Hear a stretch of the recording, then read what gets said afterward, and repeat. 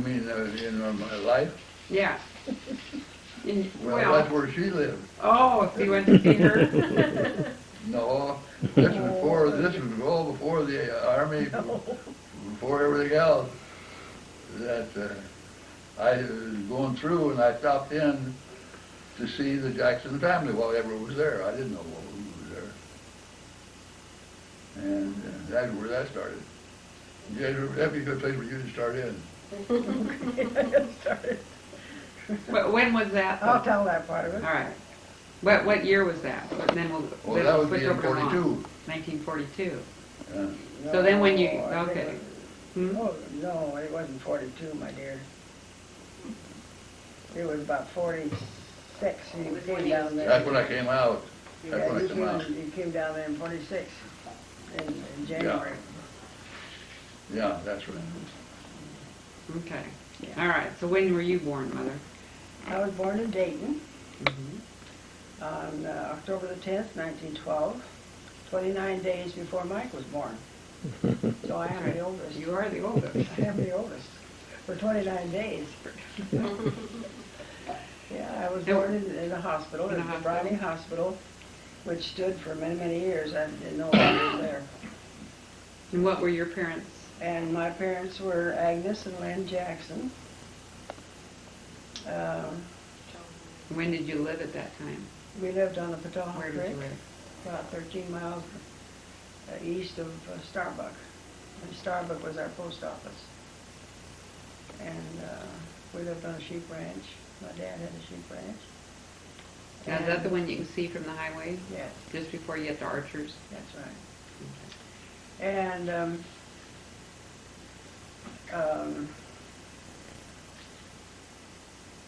we lived there, well, Yeah. How long, before we get to how long you were there, your parents came, when did they come to the United States? oh, well, Mother and Dad both were born here in the United States. Mother was from California. She was born in California. And my dad, he was born somewhere around in Washington, I think. Mm-hmm. Yeah. In Washington No, State? Iowa. Iowa? Well, Oswego, Iowa. Yeah. Okay. And where was, Experts listening to me. I know. And where in California was Grandma born? She was born in Arcata. Oh, really, Ferndale Ah, is really the town she was born in. okay. And my grandmother had a restaurant, and Mother helped her in the restaurant. When did, so then, her mother, when did she come to the United States? Well, she came, I really don't know when she came to the United States. She was born in Ireland. Both parents, my grandmother and grandfather, are both born in Ireland. My grandmother was from the Shanty Irish, as they call it. And there was two different grades of people over there. You know, they segregated very much. And my grandfather was from the Castle Irish. They determined their status by the number of servants they had. And so my grandfather, he was from the Castle Irish, but my grandmother was from the Shanty Irish. But she was typical Irish lady. She was a wonderful cook and a wonderful person and all that kind of thing. My grandfather was more sedate and regal and that sort of thing. You could tell the difference, you know. Now this is your mom's mom and dad. My mother's parents. And do you remember what county they came from in Ireland? I don't remember that, no. Grandma was County Court. County Cork, I think that's what it was. Was Grandma Cork? Yeah, that's Grandma. But Well- where Grandpa came from, I don't know. You? You, Well, it says in your obituary it was Tipperary, so I don't know which one it is. Tipperary? Yeah. I never got into that. and then your dad's parents. My dad's parents was Frank Jackson and George. No, let me see. No. Frank Jackson. George I Frank. can't remember. his George name. Frank. George. George His name Frank. George Frank Jackson. Yeah. She would. When Dad came over, with Dad's family, there was 3 boys came over from the family in Iowa. There was about 12 children. Mm-hmm. And they came over. They wanted their mother to come with them, but she wouldn't come because she didn't want her. Well, she was very much against them coming here. Now that's my grandparents, grandfather, because she wasn't going to have her kids scalped with an Indian. You know, that was the days when Indians were very well thought of. But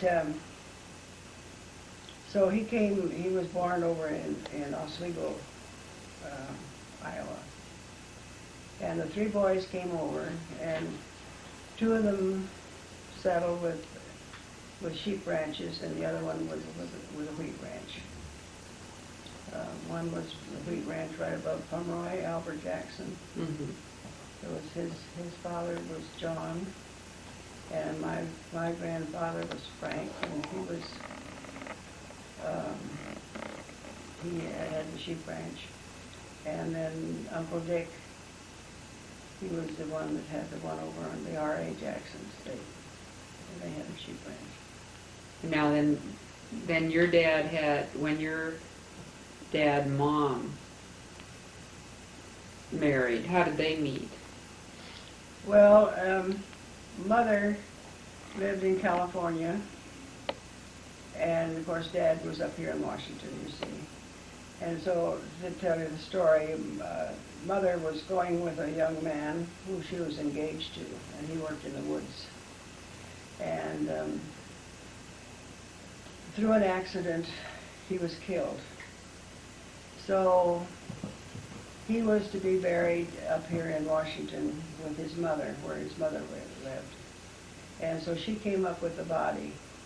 And the woman that was his mother was cooking for my dad. It was his housekeeper. And so that's how my mother met my dad, because she came up with this man for the burial and brought the body up, and the mother was cooking for my dad. So that's how she met my dad. And they had a short courtship, and most of it was through writing letters and that sort of thing. I don't know how long they did that, but anyway, pretty soon, he sent her a diamond ring, and my Aunt Kate was, she was a person who was very sedate and regal and proper and everything, and she thought, she kind of made fun of Mother because the diamond was so small. And here Dad was supposed to have a sheep ranch, and he sends a little diamond down there, and she kind of made fun of Mother, you know. But he came down, she decided to marry, and so he came down, and they were married. And then they took their honeymoon on the train down to Mexico. And when I arrived about 9 months later, or 10 maybe, why, I was so black and so dark. They used to tease Mother about how long did she stay in Mexico. But anyway, that's just the story. See, I always thought we were part Blackfoot because you kept telling us that. Yeah. That's why we were so dark. No. So anyway, that's how they were married, and they were very compatible. I don't know.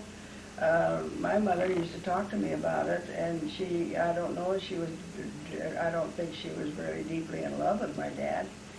And but one time she got kind of homesick, and Dad says to her, "Agnes, I want you to go take Beryl, and I want you to go down to California, down to your folks, and I want you to stay as long as you want to. And then if you feel like coming back, you come back." And so she did that, and she wasn't gone very long, and she just couldn't wait to get back. And she says from there on, why everything was very smooth. He's a pretty smart guy. Yeah, he knew his stuff. Well, tell us a little bit about the one-room schoolhouse. Now that was Yeah, it was about a mile from our place, and it was just one room, and it was, I think about it now, and when I think about it now, I think about the classrooms, and they complain about how many students they have and all that. But we'd have maybe 3 or 4 classes, different grades, one teacher. But we kind of taught one another, we kind of helped one another. And I think that's the way we got by. But we all had to take the state examinations and always got, you know, good grades. And when I was in the 8th grade, I entered a contest, speaking contest, and I got first in Starbuck, and I got first in Dayton. So I got the gold medal from the county. And I come from that little one-room schoolhouse. But it was, I tell you what, it was fun. We did a lot ourselves. We did a lot of thinking ourselves. The teacher didn't have time to plan programs. She didn't have time to plan entertainment, but we planned that ourselves. And we'd work up programs and then invite our parents to come up and listen to them. And the teacher had nothing to do with it. You see, that was training in itself. Yeah. Remember when Michael and I used to do those? That reminds me of at the Farm Bureau. We'd put on the chipmunk thing. Silly things people do. So that was quite an experience. But I went through the 8th grades in 7.5 years. You could go as fast as you wanted to. My sister went through in 6 years. She was smarter than I was. But anyway, I went through in 7.5 years, which was kind of a nuisance because when I went into high school, I went in as a freshman in January. Then I had to be a sophomore the next fall. Now, where did you go to high school? In Pomeroy. In Pomeroy. And then you moved to Pomeroy. Yeah, well, we moved to Pomeroy after I was there a year, I think when Lois came, because until we got out of high school, and then we moved back to the ranch. We didn't go to Dayton because Dayton was an anti-Catholic town at that time. Really? Very much. Oh yeah. I remember seeing the Ku Klux Klan parading, and I know my sister wanted to, after she got to be a teacher. Am I getting ahead of myself? No. After she got to be a teacher, she taught the first time at the Toucan grade school, one-room schoolhouse. And then she wanted to get something a little bit elevated, so she wanted to get this star school that's right outside of Dayton. And the superintendent of schools was a good friend of my folks. And so she told Mother, she says, you tell Lois, don't tell her you're a Catholic. She'll never get to school. Just say you're a Christian. So she said that's what she did, and then she got to school. So there was 2 rooms there. She had the elementary school, and then the upper grade. There was 2 rooms. Okay. But still, she had 3 or 4 grades. And I think of today, you know, how they have just 1 grade in the school. Of course, they didn't have as many students either. I think in our one-room schoolhouse, 6 students or 8 would be about as many as we'd have. So we kind of worked together on it. Yeah, there's some real advantages. Because I know Nathan, when he was with your second, third combination, was really good for him.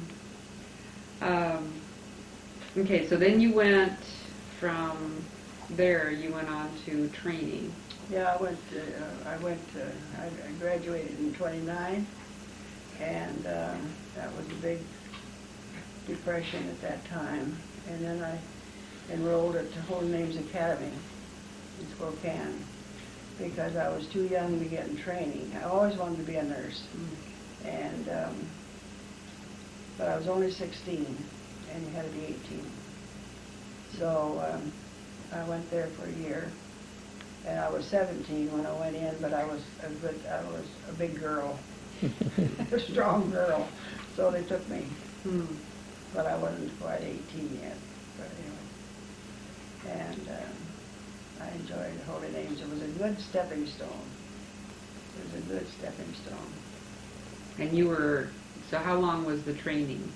then? 3 years. 3 years. Yeah, I went in August, and finished in August. That was safe at home. Yeah. Mm-hmm. And those were the days when, it was so different, so much different than it is now. So much different. You were taught to take care of a patient by looking at the patient, feeling the patient, talking to the patient, and a few subjective symptoms and things like that. You didn't have any monitors, you didn't have any of this, you had a thermometer, that's about all. Right. And about 3 blood, you had a red blood count and a white blood count, and maybe a differential and sedimentation rate, that's about it. Now, look what they have. They can almost take your blood now and they know what's wrong. Tell you what the problem is. But You that can't was 3 find years. it then. And then we got $7 a month. After the first 6 months, we got $7 a month. And then the next year, we got $10 a month, and the next month, same,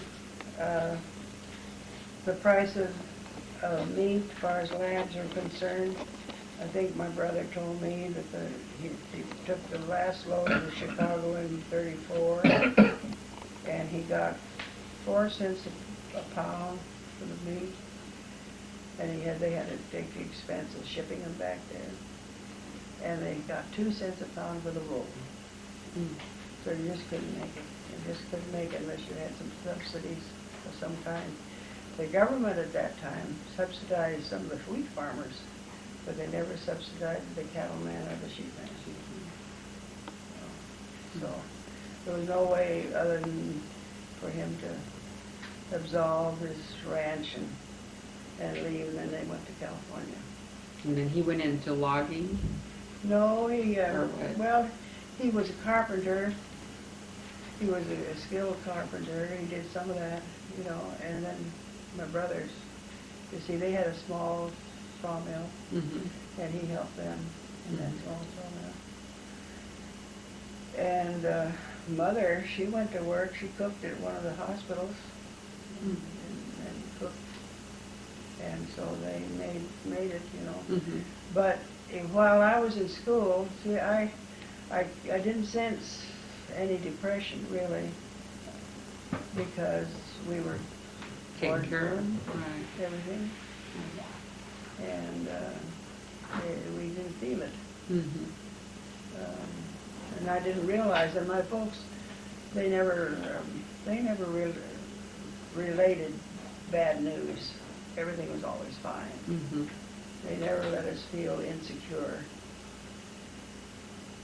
So I really wasn't aware of what was really going on during that part of the Depression. Of course, the Depression lasted longer than just that period. Right. It lasted into the 30s. Now, you didn't go down to California when they did.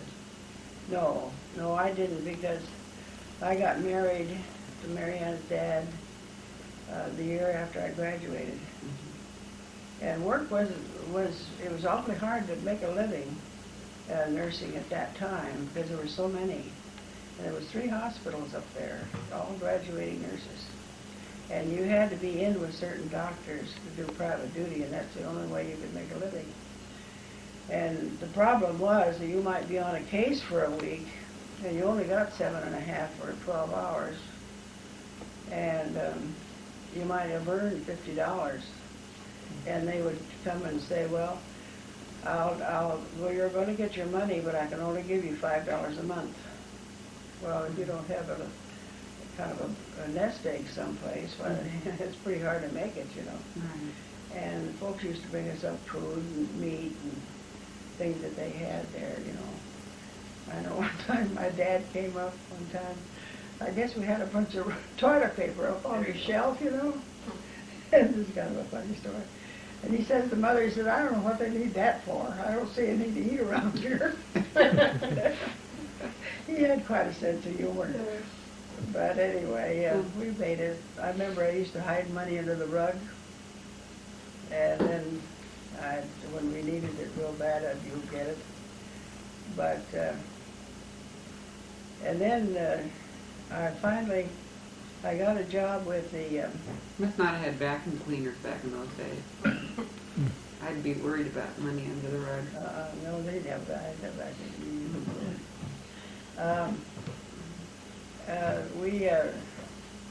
As I told you, when I got out of training, private duty was about the only way you made a living. And unless some unseen thing, you know. But finally, I got a position with the government. Now, it wasn't the WPA, it was the what was the other one? The WCA, was it? Or something? Red Cross? No, for the professional people. Well, anyway, I got in the school system, and I worked in the school system for 3 months. You could work for 3 months, and that's all you could work. But it was $19 a week, and that's a lot of money, because you got it. $19 a week every week. And that put us really on top. Lois stayed with me that first year and went to school in Genie. And the only support we got from the folks, we didn't ask for any money, was when they bring up food, you know, and to help us out. But we made it through fine. But then I got married then, about a year afterwards. And we saw the Depression. We went through the rationing of food and all that sort of thing. And I remember before Mary Ann, her dad was making $90 a month. Well, that was a pretty good salary in a sense. It was about average, you know. And but I had 50 cents a week to spend what I wanted to spend. That was my spending money, 50 cents a week. So I would buy 3 yards of flannel, and I'd make 3 diapers every week, and then I had to do it by hand because I didn't have a sewing machine. I just hem them by hand. So by the time she was born, when I had a layette ready for her. So and then I was wondering how I was going to. It worried me what I was going to have her sleep in. I didn't have a bed. I didn't have any money to buy a bed. So the neighbors bought me a bassinet. And we still have that bassinet. Yeah. It's the one that goes through all the families. Yeah, that bassinet's gone around.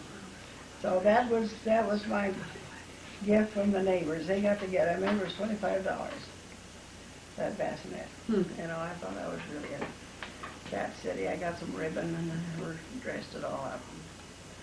And of course she was a real cutie. And then when he passed away, very suddenly, when she was about 5 years old, I immediately got the house ready. We were buying a house, and we immediately got the house ready for rent. And I went to California, to Eureka, and I went there in '44. So it was in January of '46. The doorbell rang, and there stood a nice young man with dark glasses on. I thought, that's a funny, cool to see somebody with dark glasses on. He says to me, he says, "Do you know who I am?" I said, I looked at him, I said, "Well, no, I really don't." Well, he says, "I'm Mike Harris from Pomeroy." "Oh, Mike Harris." "Oh, yes, of course I know mine." He said, "I didn't know him from Outlaw Fox." "Oh, yes, I remember." He said, "Yes, I remember Mike Harris from Pomeroy. Won't you come in?" Mother was home at that time, and I was just leaving to go down to look at a car that I had ordered, because during the war you didn't get a new car. So I thought, well, he'll be gone when I get back. So I come back, there he was. He and Mom was looking through a photograph album. And so I sat down and visited a little bit, and she says, "You know, Beryl, Mike isn't married yet." "He isn't?" I didn't know what to say. I didn't know whether to say, "Well, that's too bad." "Well, there's my chance." Mother was a typical Irish person. She said whatever she felt like saying. You never knew what it was going to be like. So anyway, he's not married yet. Right.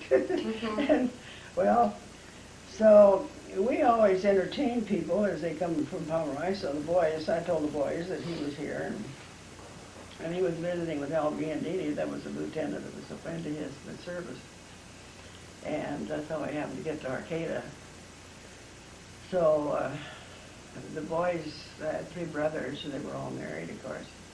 And so we'd go out to dinner and dancing and that sort of thing. And so they invited him to come, and so they asked me, he says, "Beryl, won't you come along, and you can come along with be Mike's, friend or partner?" And I said, "Okay, I guess I can do that." So I did it.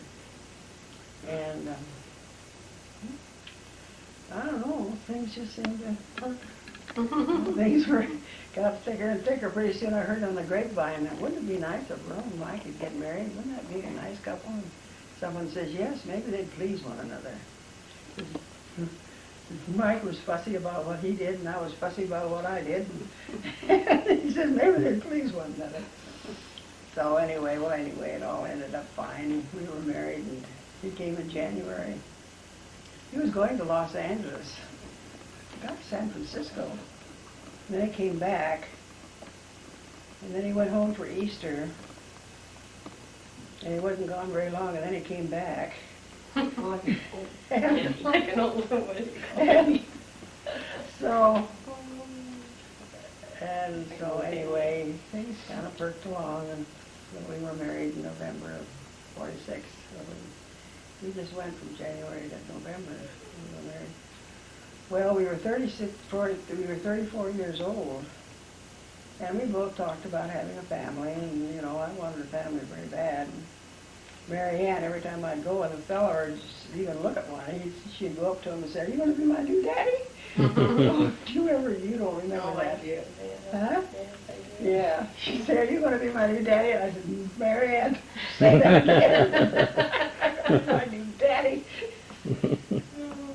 Well, she was very fond of her dad, and her dad was very fond of her. So they had quite a bond. They were very bonded to each other. So she was anxious to have a new daddy. But that's the way it went. So then you moved to Pilot Rock? Yeah. Well, they were there a year. Well, we were there a year. See, you were born there. That's right. See, and we moved into a housing project, a military housing project, was the place we lived. And I was still working at the hospital. And is it? We have 15 minutes to go. Oh. And so,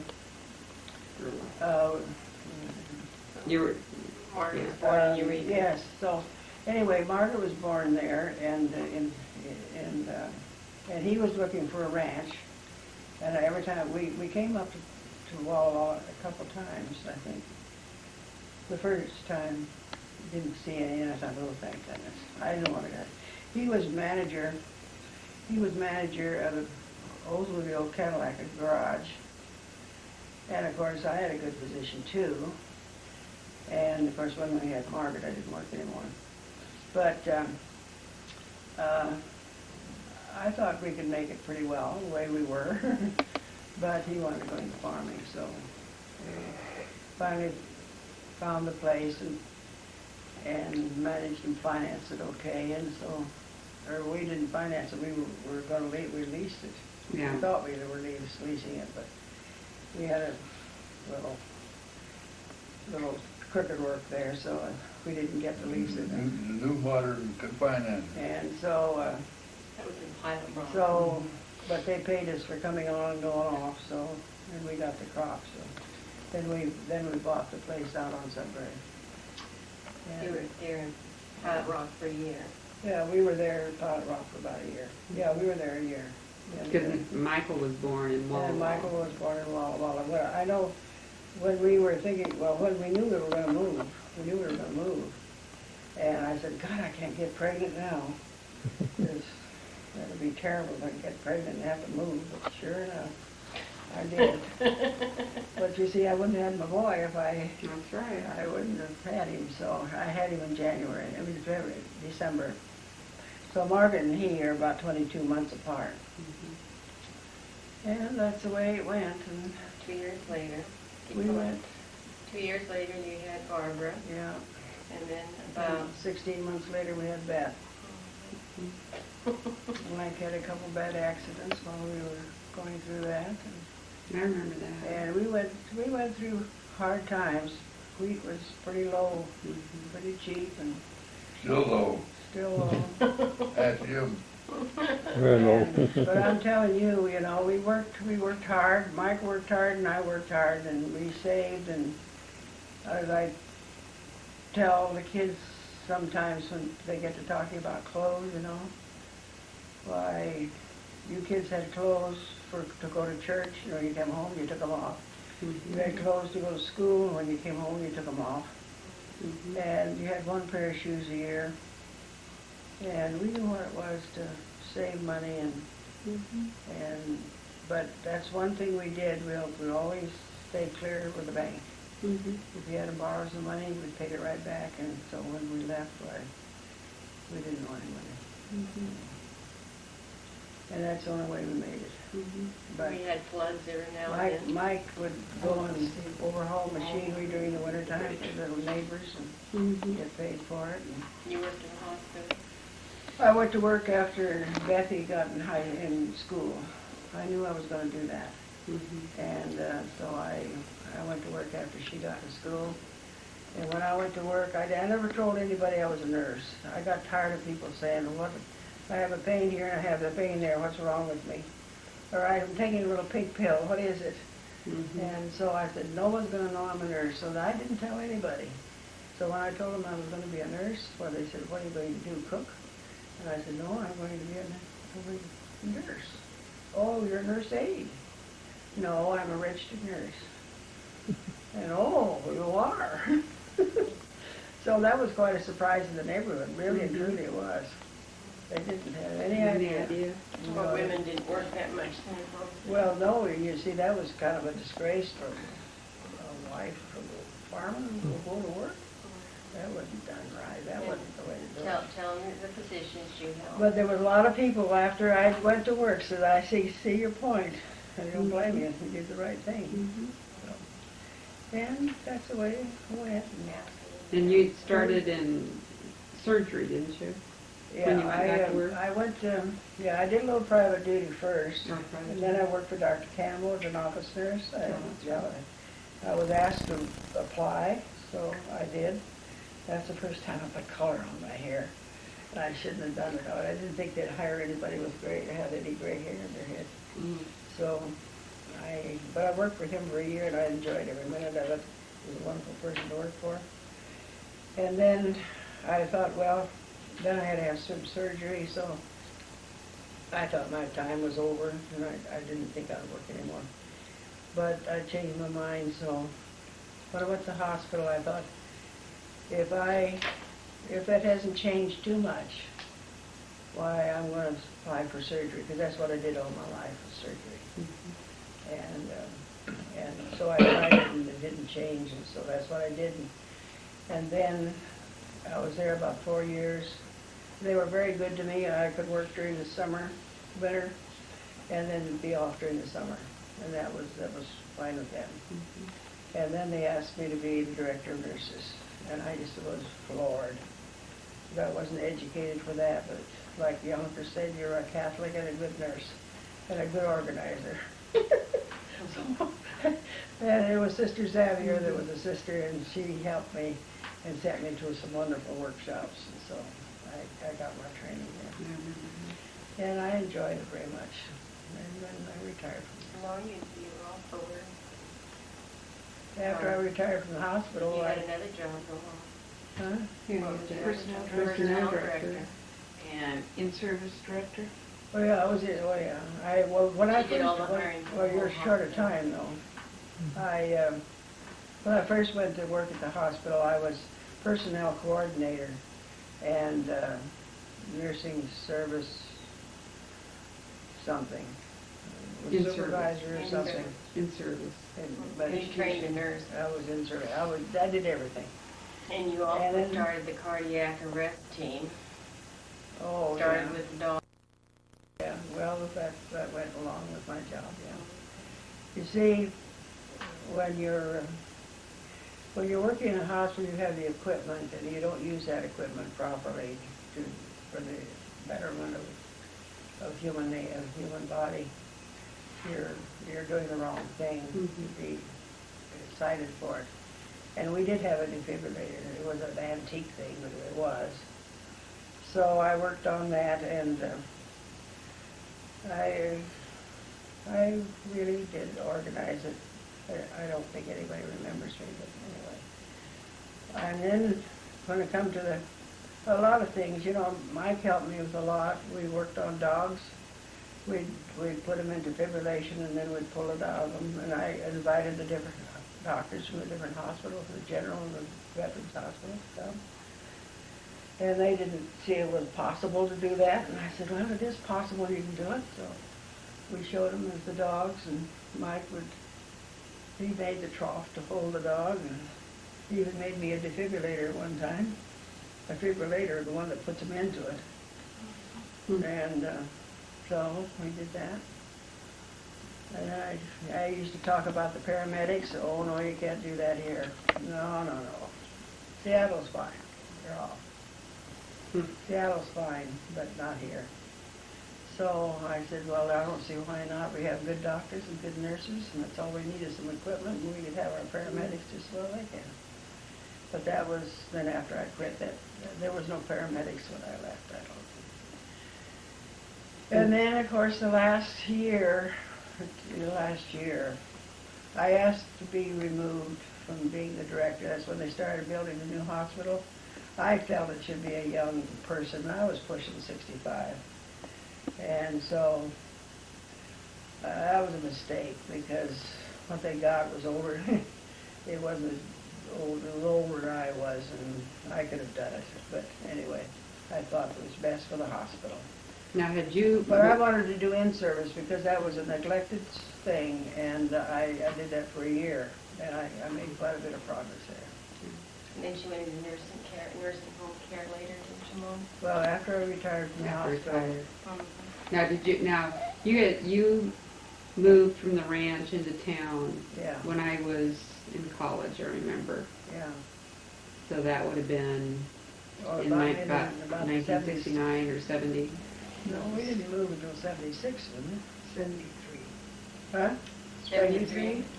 73. Oh. And then you moved to the apartment in 1999. Yeah, we moved to Right. this apartment. 1999.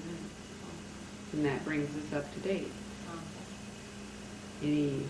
More. Questions? Are there any questions? 3 more minutes We to have go. 3 minutes Oh, to do you go. have- Do you have okay. any... So Comment? how do you like it here at the apartment, Mom? Oh, I think the apartment is just delightful. Mhm. It's just big enough for us, and it's not too big, and it doesn't take much care, and if we want to sit, we sit, and if we want to lay down, we lay down. And you don't have to pick up any walnuts And we don't have to pick up any more. or shovel any snow. Or capture any squirrels. Water it in the Or closet. water the grass Any or flowers. How do you like it, Dad? Fine. You like it? Yeah, it's fine. Yeah, It is right. nice. Very, very, very relaxing. Well, we are very happy that our little interview is over. Yeah. And we thank And we thank you, Jim Very Alvin, much. for helping us with this.